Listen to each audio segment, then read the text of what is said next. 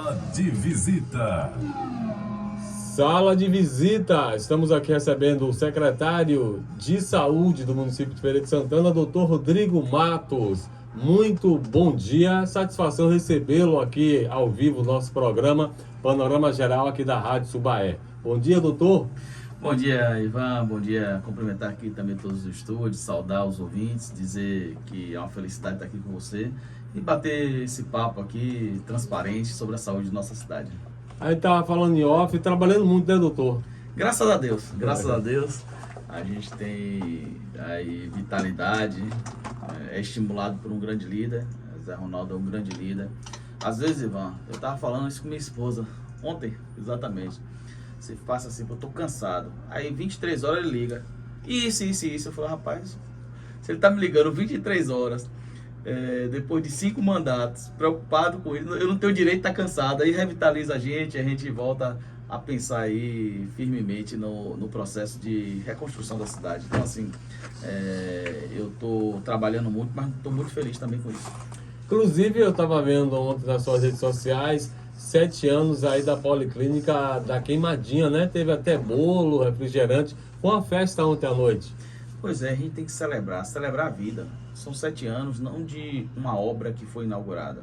Eu estive na inauguração dessa unidade, que foi a última unidade a ser inaugurada pelo atual prefeito Zé Ronaldo. Ele inaugurou essa unidade, logo depois ele se afastou da prefeitura. Então, são 7 anos de serviço, 7 anos de pessoas que procuram com a dor de dente e lá ela sai sem dor, que procuram com urgência, com infarto, com risco de morte e saem de volta vivas e felizes para suas casas.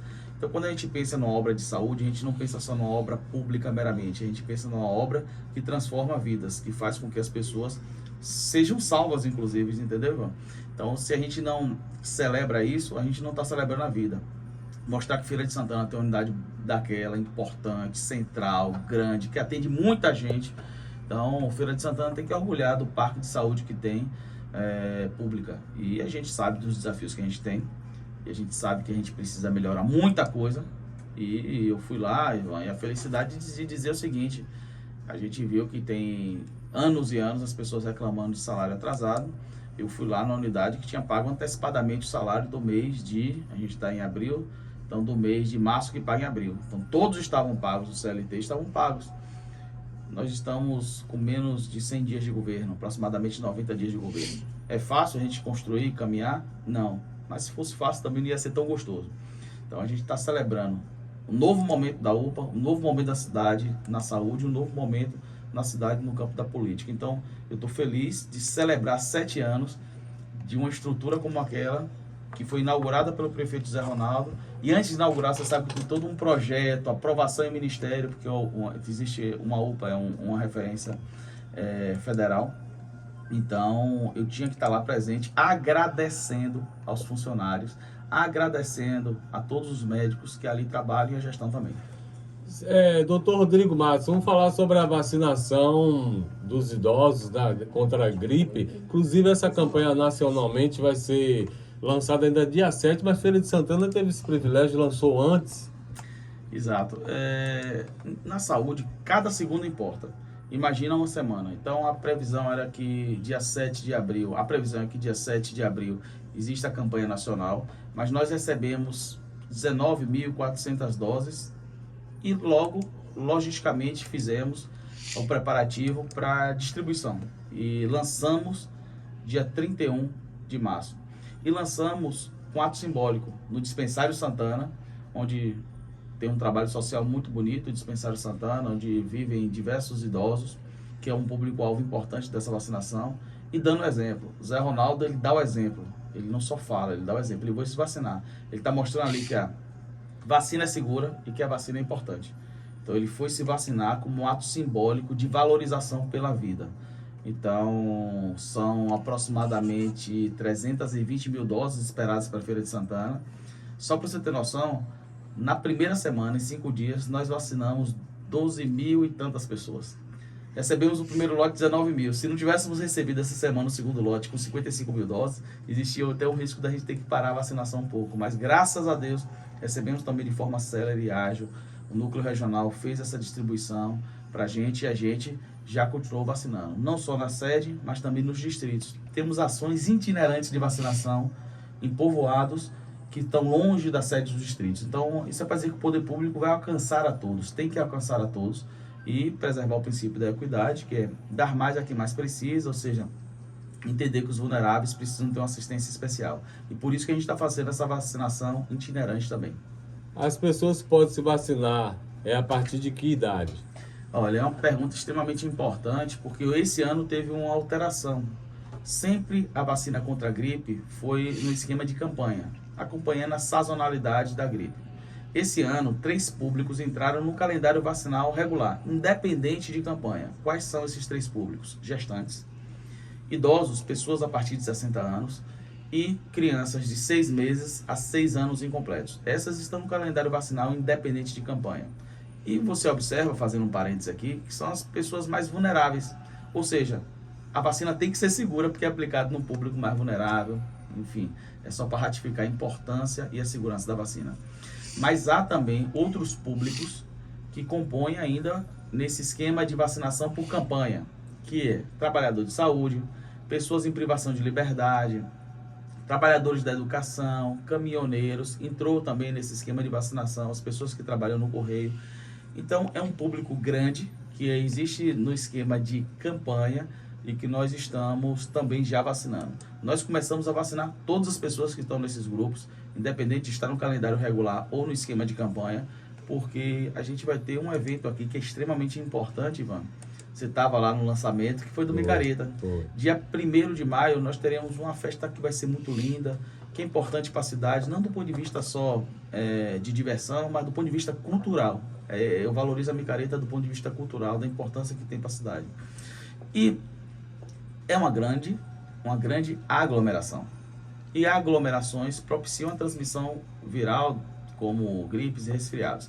Então, se a gente massifica essa vacinação antes do Micareta, a gente está protegendo a população que participa da festa e a que não participa da festa. Porque existe uma grande circulação viral nesse período, porque as pessoas estão mais próximas e mais fácil o contágio.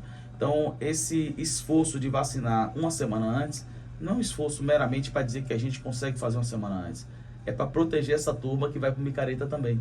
É para proteger as pessoas que não vão para o Micareta, mas serão afetadas por maior transmissibilidade nesse período. É para que a gente possa diminuir aquelas idas às unidades de emergência pós-Micareta, que ficam lotados com as pessoas com dor de cabeça, coriza, com gripe. Então a gente está protegendo a vida. Então tudo na saúde é planejado, ou tem de ser planejado, e a gente está fazendo isso. Secretário, já que o senhor falou sobre Micareta, vamos falar sobre os preparativos para a Micareta, inclusive aquele pronto atendimento vai acontecer também esse ano. A Micareta que acontece daqui a 25 dias já está batendo na porta, né? Perfeito. Sem dúvida alguma, não vai ser só um ponto, serão 2 pontos, porque você sabe que quando é muita gente, se você bota de um lado só, acaba tendo dificuldade logística. Então nós teremos 2 pontos de atenção, são pronto atendimento, são unidades que é avançada, onde se chegar uma pessoa com uma parada cardíaca, ela tem como ser atendida, se chegar uma mulher gestante em trabalho de parto, ela tem como ser atendida. Então é uma estrutura bem robusta para que a gente possa atender as pessoas. Mas, Ivan, dizer que não é só isso. Para além do atendimento, a vigilância sanitária está trabalhando muito já. Para você comer aquele pastel, tem gente que gosta também do cachorro quente, você tem que saber se aquilo ali foi bem preparado, se foi bem acondicionado, se a barraca que está vendendo tem condição de vender um alimento. Então a vigilância sanitária já começou a inspeção de camarote, inspeção de motéis, de hotéis, para garantir a segurança do folião. Então a gente não trabalha só no dia da festa. No dia da festa nós vamos trabalhar muito. Estarei todos os dias lá garantindo a segurança do ponto de vista de saúde e articulado com as outras secretarias sob a liderança do prefeito e do secretário Cristiano, que é o secretário de Cultura. Mas nós faremos isso lá, mas já estamos trabalhando muito atualmente nos preparativos, tanto com a vigilância sanitária quanto com o Sereste. As pessoas que vão trabalhar, elas precisam ter a garantia de ter o equipamento de proteção individual, para que a gente não tenha um acidente de trabalho. Não combina uma festa grandiosa, bonita, tão esperada, com um acidente de trabalho, e as pessoas que fazem micareta precisam ter alguém que olhe por elas também. E o Sereste está lá, estará na rua olhando por elas, coibindo o trabalho infantil, que é proibido por lei, e dentre outras ações que a gente tem aí e vai falar no decorrer. E essa parceria entre as duas secretarias, a municipal e estadual de saúde, inclusive o senhor teve recentemente com a secretária estadual de saúde, Roberta Santana. E foi falado, acertado também esses detalhes para Micareta? Sim, foi um ponto de pauta. A Roberta é uma pessoa extremamente aberta ao diálogo, uma pessoa que eu sempre digo que é muito competente e tem um diálogo extremamente republicano e adequado para essas relações entre entes federativos. Ela se colocou à disposição, deixa claro que se colocou à disposição, e inclusive me ligou essa semana para saber como é que estava o andamento desse processo. Então certamente teremos sim o auxílio e a parceria da CESAB na festa, em especial em questões relacionadas à testagem, porque é um ambiente propício para você testar sífilis, HIV. Quando você testa sífilis, HIV, por exemplo, que são doenças que podem transmitir através do sexo, o que acontece? Você trata aquela pessoa que às vezes nem sabia que tinha, mas também interrompe uma cadeia de transmissão, porque a partir do momento que você sabe que ela tem, você trata ela e encaminha, ela também não contamina outra pessoa. Então, a gente tem que aproveitar essas oportunidades de grandes públicos, de grandes aglomerações, para fazer esse trabalho também de testagem. É extremamente eficiente, é uma coisa que o SUS faz e faz muito bem. Então, isso é para dar um exemplo da parceria que estaremos dentro de um stand, tanto o pessoal da CESAB como o pessoal da Secretaria de Saúde do município, fazendo esse grande esforço concentrado para que a gente possa quebrar essa cadeia de transmissão das ISTs. E entre outros processos também no posto avançado de atendimento, a gente vem dialogando para que a gente possa ter uma parceria e um aporte para qualificar esse posto e dar uma assistência ainda melhor à população. São 10 horas e 30 minutos, 10h30, estamos entrevistando o Dr. Rodrigo Matos, secretário de Saúde aqui de Feira de Santana. A grande pauta, né, acho que dos próximos dias, é a fila da regulação. Foi uma promessa do prefeito Zé Ronaldo, né, em campanha em zerar em 100 dias. 100 dias é daqui exatamente a 5 dias, né? Dia 10 completo. E aí, doutor Rodrigo, conseguiu zerar essa fila da regulação? Como está esse processo? Olha, eu vou ter que falar um pouco mais demorado isso aí, e vou falar feliz. Claro, o prefeito vai anunciar isso no dia 10, nos 100 dias de governo. Ele é o grande líder desse projeto de saúde. É ele que fez, não a promessa, porque Zé Ronaldo não faz promessa, ele faz compromissos de campanha. E esse foi um compromisso extremamente desafiador, zerar a fila de exames em 100 dias. Ora, eu vou resumir para também não tomar muito tempo, mas eu não posso dizer que o grande desafio disso, Ivan, era o seguinte: zerar a fila. Mas que fila era essa? Ninguém sabia, não existia uma fila lá de demanda reprimida. Então o grande desafio primeiro é identificar que fila era essa. E por isso que dia 2 ele se chamou, convocou uma coletiva de imprensa, convidou aos seus colegas, para que vocês estivessem lá e soubessem como é que seria o passo a passo, gerando o quê? Transparência do processo. Então entre dia 8 de janeiro a 23 de janeiro nós cadastramos essa demanda. Quem tinha uma guia, que chama um guia, né? Ou seja, a solicitação médica de exame, poderia ir para uma policlínica para fazer esse cadastro, para depois ser agendado e realizado esse exame. O problema é que no meio do caminho, não sei, não foi nenhum problema, foi algo que foi desafiador também, é que apareceram consultas. E a gente viu que as pessoas tinham mais consultas do que até exames. E aí a determinação do prefeito foi acolha também. Foram mais de 15 mil cadastros. É muita coisa. Mais de 15 mil cadastros. Eu não estou falando simplesmente de um exame de sangue, não. Estou falando de tomografia, ressonância, endoscopia, colonoscopia, dentre outros exames de alta complexidade e média complexidade. O que eu posso adiantar? Eu posso dizer que o prefeito dia 10 trará uma excelente notícia para o povo. Isso devolve a esperança das pessoas no SUS. Foi realmente muito trabalho, mas é isso que engaja a turma, mostra que é possível cumprir o que é prometido. E as promessas de campanha não são meramente eleitorais, são compromissos com a sociedade. O que eu posso te dizer antes é que esse compromisso foi atingido antes dos 100 dias e ele vai ter a felicidade aí no dia 10 celebrar com a sociedade, porque não é a vitória do governo, é a vitória da sociedade, porque as pessoas que foram beneficiadas com isso, eu vou te dar um exemplo. Eu vistoriei um desses serviços de endoscopia com o prefeito e uma pessoa chegou agradecendo a ele. Eu esperava há quase 3 anos essa endoscopia, porque era uma endoscopia que tinha que ser feita no ambiente hospitalar. Em Feira de Santana não tinha. Volto a repetir, há quase 3 anos aguardando a endoscopia porque tinha que ser feito no ambiente hospitalar. Então são histórias como essas que também nos motivam a trabalhar de manhã, de tarde, de noite, sábado, domingo, feriado, para que as pessoas tenham acesso, porque não é só exame. é o que aquilo representa para a pessoa, que é a esperança de que, independente da condição socioeconômica dela, ela pode acessar o que é um direito dela, garantido na Constituição, que é o direito à saúde. Pela sua cara de felicidade, já dá para ver aqui que conseguiu, né, bater essa meta, né? Secretário, vamos falar agora sobre a eleição do Portal de Saúde na última terça-feira, uma eleição bastante concorrida. Eu nunca vi na história, eu acompanho principalmente o segundo mandato em diante, Zé Ronaldo, e nunca vi ele participar de um evento, de uma eleição no Portal de Saúde. Ele compareceu, ficou ali até o final, a eleição deu empate, mas ficou Mauro Vieira devido à idade. Então deu certo aí, certamente Zé Ronaldo articulou isso e a policlínica, a importância dessa policlínica para a Feira de Santana e para os municípios fazerem exame. Sim, o prefeito assumiu um compromisso público, ele apoiou o prefeito de Anguera, Mauro Vieira, e isso foi público, foi notório, e ele é político, ele gosta de política, ele articula, e é um homem importante nessa região, não na região, não estou falando da micro-região, na nossa macro-região e na Bahia. Um homem com 5 mandatos de prefeito da segunda maior cidade, né, candidato a Senado, candidato a governo, uma pessoa que tem uma expressão muito grande, então, claro que ele é importante em qualquer disputa política dentro desse processo. Agora ele faz isso com muito jeito também, com muito respeito às pessoas, ele que respeita cada pessoa independente de seu posicionamento político partidário. Essa é uma marca do prefeito, eu acho que isso aí é inegável, ninguém pode dizer que ele tem uma postura de agressividade, ninguém pode dizer, ele tem um jeito dele, respeitando cada um e cada uma das pessoas.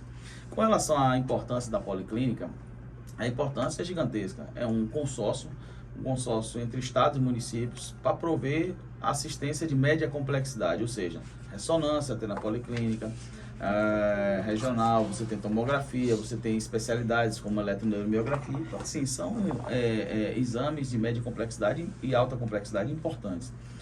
A gestão precisa ser uma gestão profissional, precisa ser uma gestão qualificada, precisa ser uma gestão que dê o máximo possível dentro do recurso que é destinado, e por isso que tem essa relevância, esse equipamento de saúde que temos aqui em Feira de Santana, mas que serve a uma região de diversos municípios.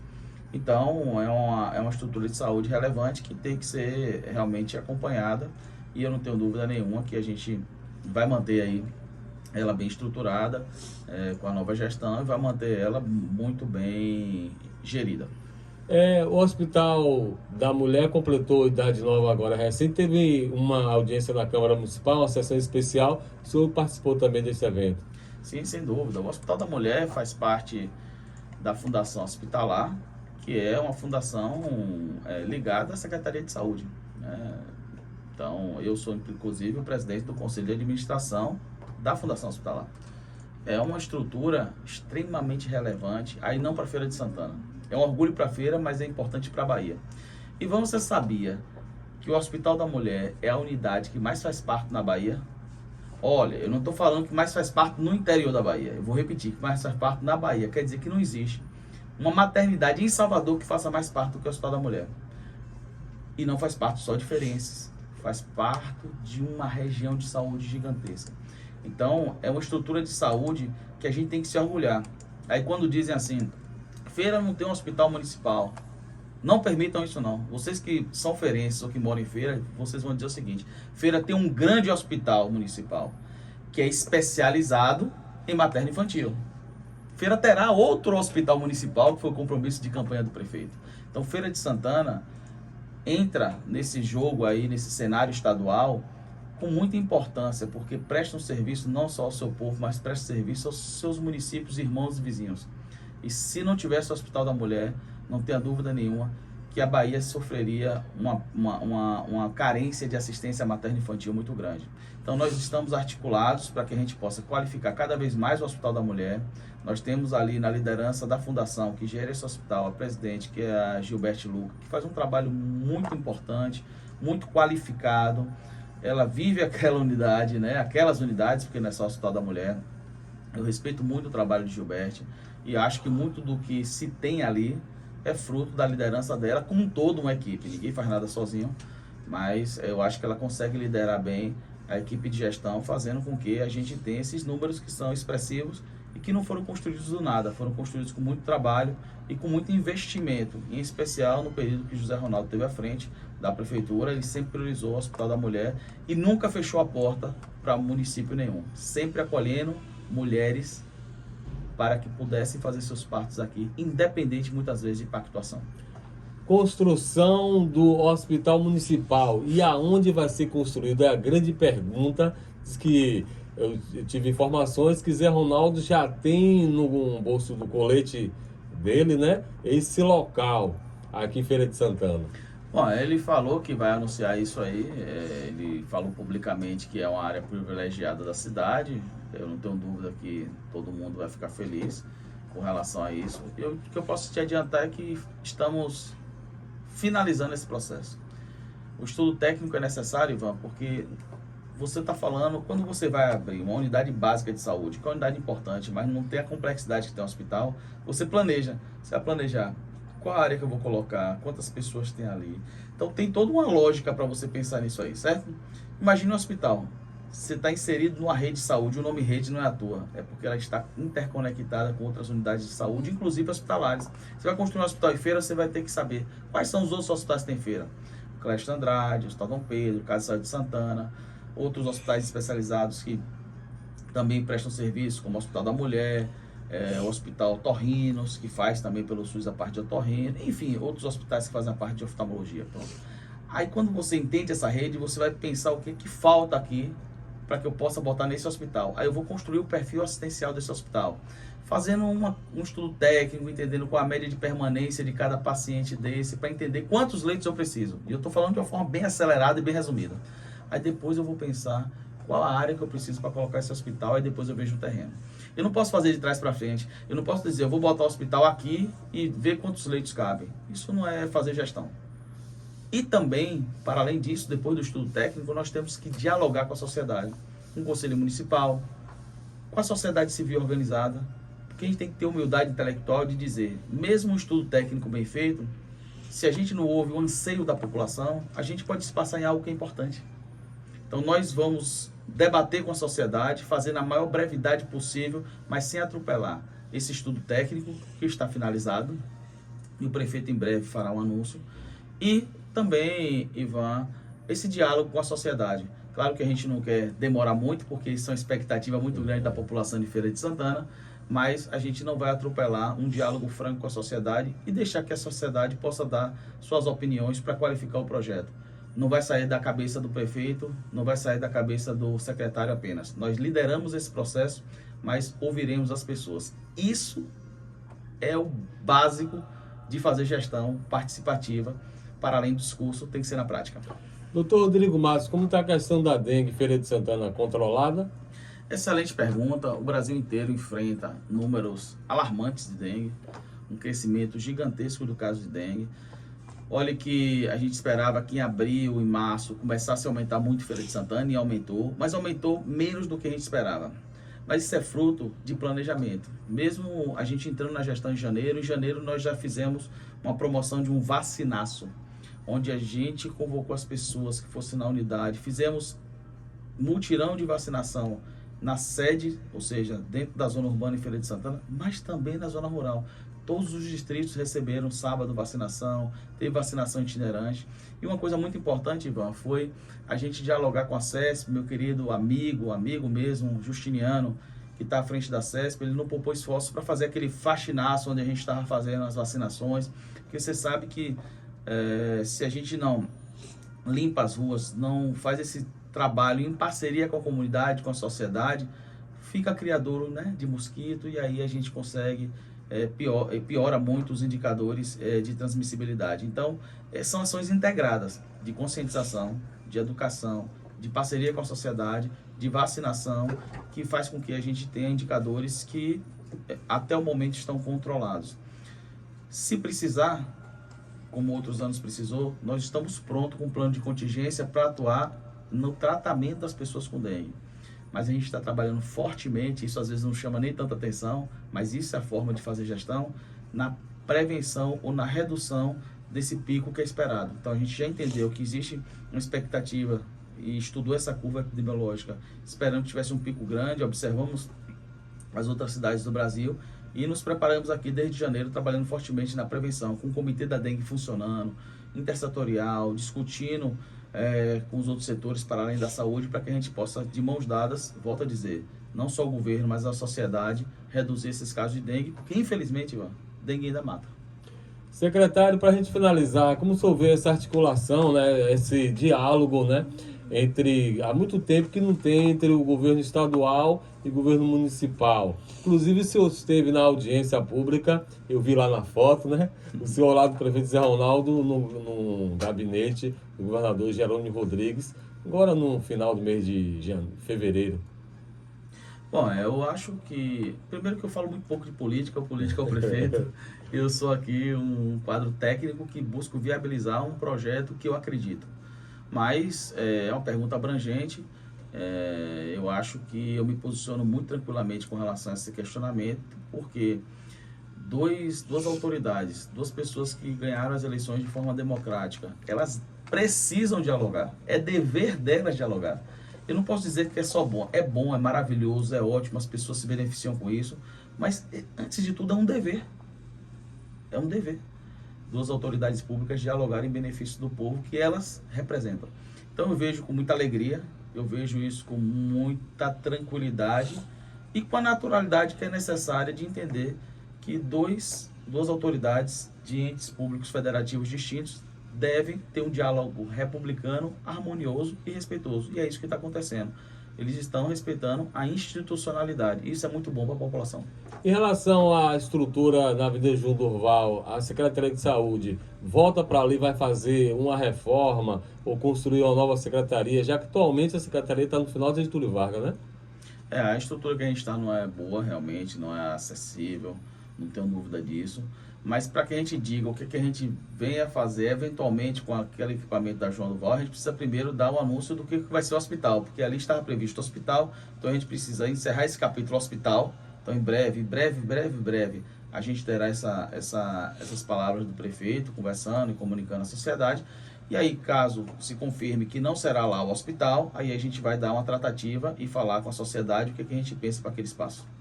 Uma coisa de cada vez, né? É verdade. O que é que representa o Hospital Dom Pedro de Alcântara na sua carreira?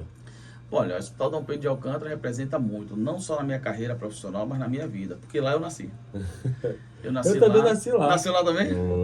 Ó, Edson Lima, as meninas aqui já mais novas, nasceram no Hospital da Mulher, né? Mulher. E ela, Mater Mater Dei. Dei. Ah, mas é outra geração, nossa geração já tá...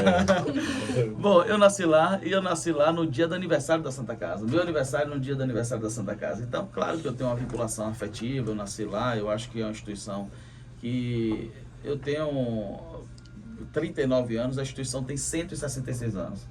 Então, é uma instituição que é maior do que qualquer pessoa individualmente. Qualquer pessoa individualmente. Homens e mulheres lá atrás se uniram, não existia nem SUS, e resolveram fazer uma obra social importante que era expressa na saúde para acolher as pessoas que não tinham direito à saúde. Então, tem uma importância histórica, tem uma importância assistencial, e lá eu comecei a trabalhar antes, nem estagiário, né, estudante, a gente chama de peru, ficar rodando por ali, porque era segundo ano de medicina, e lá aprendi muito e devo muito àquela instituição, por tudo que eu aprendi, não só profissionalmente, mas também enquanto pessoa, né, lidando com tanto sofrimento, com tanta angústia, com tanta coisa. Então, é importante demais. Lá eu tive a oportunidade também de retribuir depois, sendo provedor, gestor daquela casa. E agora é um outro momento, e claro que tudo que eu aprendi lá, eu coloco hoje à disposição da sociedade de Feira de Santana. E graças a Deus, eu vejo que hoje a instituição caminha com suas próprias pernas. Tem uma provedora que tem se mostrado extremamente competente. E eu vou te dizer uma coisa, eu estou vendo continuar a instituição a prosperar, independente de mim, e com projetos muito maiores do que eu deixei lá. Em breve eles inaugurarão lá, eu fui na missa de 25 de março, e vi que eles vão inaugurar lá uma nova hemodinâmica, uma estrutura muito bonita. Tem outros projetos, o HBO que a gente iniciou, mas que agora eles vão tocar. Então eu fico feliz de saber que vai prosperar mais ainda, mesmo sem eu estar lá, mas com a mulher, que é a primeira provedora mulher da história da instituição. Então eu fico muito feliz, porque a instituição é maior do que Rodrigo, é maior que qualquer pessoa. A instituição é de Feira de Santana. Doutor Rodrigo Matos, muito obrigado pela sua presença aqui no Panorama Geral, entrevista esclarecedora. Há algo mais que eu não lhe perguntei? Fique à vontade para publicar aqui nos microfones do Panorama Geral da Rádio Subaia. É só agradecer, convocar as pessoas para vacinação. A vacina está em toda a unidade de saúde, são 103 unidades que tem sala de vacinação entre sede e distrito. Infelizmente, gripe ainda mata, hospitaliza e mata, e a vacina é extremamente segura e importante. E também reconhecer o papel da imprensa, agradecer a imprensa, porque se a gente tem mais de 12 mil pessoas vacinadas em uma semana, é porque a imprensa comprou isso, não foi só o poder público, a imprensa comprou essa ideia e está fazendo. Então, quando você fala assim, a imprensa salva vidas também. Porque quando a gente consegue que alguém que está ouvindo lá a nossa entrevista agora, através do seu microfone aqui, o que é que está acontecendo? A pessoa, eita, tem vacina, eu posso tomar, eu vou lá. Então, isso não é só discurso. Eu gosto de trazer exemplo, eu professor há muito tempo, né? Eu gosto de trazer exemplo para provar do que eu estou falando, tem total sentido. Então, nós trabalhamos muito, mas sem vocês a gente não tinha a relevância do serviço público. Então, parabéns à imprensa, estou sempre à disposição, por isso que eu tenho esse carinho e respeito pela imprensa. Muito obrigado. Aí entrevistamos o Dr. Rodrigo Matos aqui na nossa sala de visita. Meu caro Edson Lima, vamos dar uma chamadinha aí da cobertura da micareta pelo Panorama Geral. Na volta a gente vai estrear aqui o quadro falando de micareta, esperando a micareta 2025, vai ser mais uma grande festa, com certeza.